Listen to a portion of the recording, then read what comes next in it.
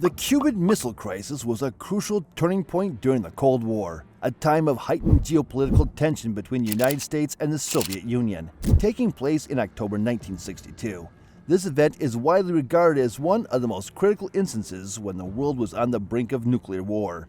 The ascension of Fidel Castro in Cuba in 1959 resulted in tense relations between the United States and Cuba. The United States had backed the previous government led by Fulgencio Batista. In 1961, the United States made an unsuccessful attempt to overthrow Castro through the Bay of Pigs invasion, which led to increased tensions between the two nations. Until now, the United States had been backing the regime of Fulgencio Batista, who was the predecessor of Castro. Tensions between the two nations escalated after the unsuccessful Bay of Pigs invasion in 1961. This ill-fated attempt by the United States to remove Castro only intensified the existing hostilities. Looking for a shield against possible U.S. aggression, Castro sought support from the Soviet Union. In 1962, Soviet Premier Nikita Khrushchev and Castro reached a confidential agreement to position Soviet nuclear missiles in Cuba, strategically close to the United States. In October 1962, U.S. reconnaissance flights discovered signs of Soviet missile installations in Cuba. The situation was brought to the attention of President John F. Kennedy. Kennedy was confronted with a crucial choice: whether to resort to military intervention to eliminate the missiles or to pursue a diplomatic resolution. He gathered a group of advisors, which included his brother, Attorney General Robert F. Kennedy, to discuss possible courses of action. Instead of resorting to immediate military action, Kennedy chose to implement a naval blockade, referred to as a quarantine in diplomatic terms, around Cuba. This strategic move aimed to hinder any further Soviet shipments of missiles and other military equipment. Kennedy firmly insisted on the immediate removal of the missiles and made a decisive announcement about the blockade during a televised address on October 22, 1962. The entire globe anxiously awaited the outcome of the high-stakes diplomatic talks between the United States and the Soviet Union. Both parties were involved in a high-stakes game of strategy, where they pushed the limits of danger to achieve their goals without resorting to war. Secret discussions occurred between Kennedy and Khrushchev, as well as between the U.S. and the Soviet Union at the United Nations. Following a period of intense negotiations and global tension, Khrushchev ultimately agreed to remove the Soviet missiles from Cuba. In return, the U.S. committed to refrain from invading Cuba and also reached a secret agreement to dismantle U.S. missiles in Turkey. The crisis came to a close on October 28, 1962, with Khrushchev's announcement of the dismantling of the missile sites. After the missile sites were discovered, tensions quickly reached a boiling point. Both the United States and the Soviet Union were on high alert, making preparations for the potential military confrontation. The U.S. military was placed at DEFCON 2, which is the highest state of readiness before actual war, while Soviet forces in Cuba were given authorization to use tactical nuclear weapons in the event of an attack. The Cuban Missile Crisis instilled a sense of widespread fear and anxiety among the public, both domestically and internationally. Back in the day, bomb shelters were a common sight in American backyards, while schools made sure to prepare students with nuclear attack drills. The crisis occurred during a period when the memories of World War II and the Hiroshima and Nagasaki bombings were still vivid in people's thoughts, intensifying concerns about the possibility of nuclear war. The CIA, along with other U.S. intelligence agencies, played a vital role in collecting valuable information regarding the missile sites located in Cuba. Photographic evidence of the Soviet buildup was obtained through reconnaissance flights, which included U-2 spy planes. Thanks to these intelligence efforts, President Kennedy and his advisors were able to make well-informed decisions regarding their response to the crisis. During the crisis, effective communication between the United States and the Soviet Union played a crucial role in avoiding misunderstandings and miscalculations that had the potential to escalate into war. Both Kennedy and Khrushchev exchanged letters and messages to convey their positions and intentions, often through covert means to ensure confidentiality and promptness. The far-reaching implications of the Cuban Missile Crisis extended beyond the borders of the United States and the Soviet Union.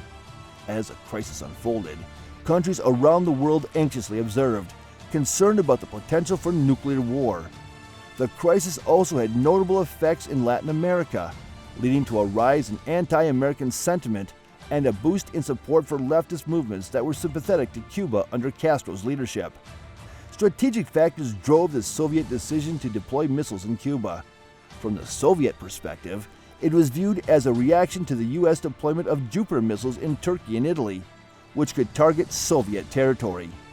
The inclusion of missiles in Cuba was strategically planned to maintain a balance and discourage any potential aggression from the U.S.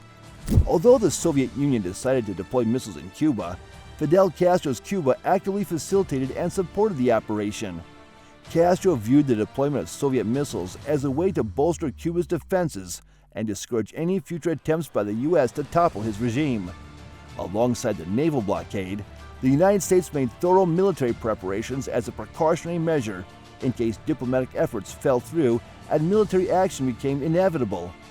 U.S. forces were placed on high alert, and contingency plans were prepared for potential airstrikes against the missile sites and a potential invasion of Cuba.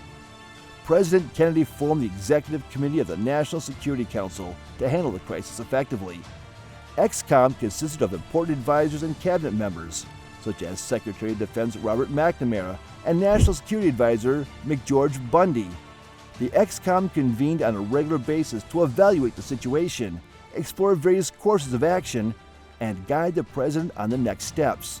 Aside from the established channels of communication, informal back-channel communications were instrumental in resolving the crisis. One notable channel was established between Attorney General Robert F. Kennedy and Soviet Ambassador Anatoly Dobrinin.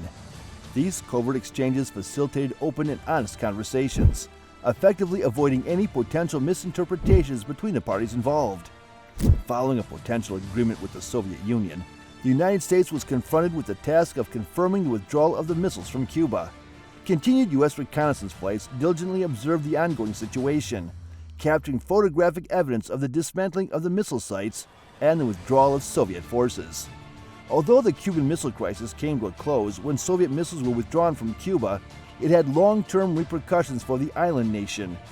Cuba's reliance on the Soviet Union for economic and military assistance was significant, and the crisis only served to strengthen Castro's resolve to oppose U.S. influence in the region. The Cuban Missile Crisis has been thoroughly examined and interpreted by historians.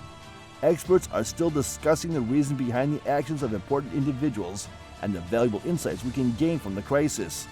There are differing opinions on whether the crisis was a result of effective diplomacy and crisis management, or if it was simply a stroke of luck and the possibility of disastrous miscalculations. The Cuban Missile Crisis had a significant influence on the relationship between the United States and the Soviet Union, as well as the way the Cold War was conducted. Both parties recognized the risks of nuclear brinkmanship and made efforts to prevent similar confrontations from occurring again. The crisis also underscored the significance of effective communication and diplomatic efforts in resolving global conflicts and averting the threat of nuclear war. The Cuban Missile Crisis had a profound and enduring effect on the United States' approach to foreign policy and national security strategy. It sparked a renewed focus on arms control and efforts to prevent the spread of nuclear weapons. The crisis also led to the establishment of a direct hotline between Washington, D.C. and Moscow by both the United States and the Soviet Union. This was done to improve communication and prevent future crises. Interestingly, the Cuban Missile Crisis also set the stage for better relations between the United States and the Soviet Union. Both parties acknowledged the importance of preventing any more conflicts and started to explore possibilities for détente and easing of tensions. As a result, various arms control agreements were established, including the Limited Test Ban Treaty of 1963 and the Strategic Arms Limitation Talks in the 1970s.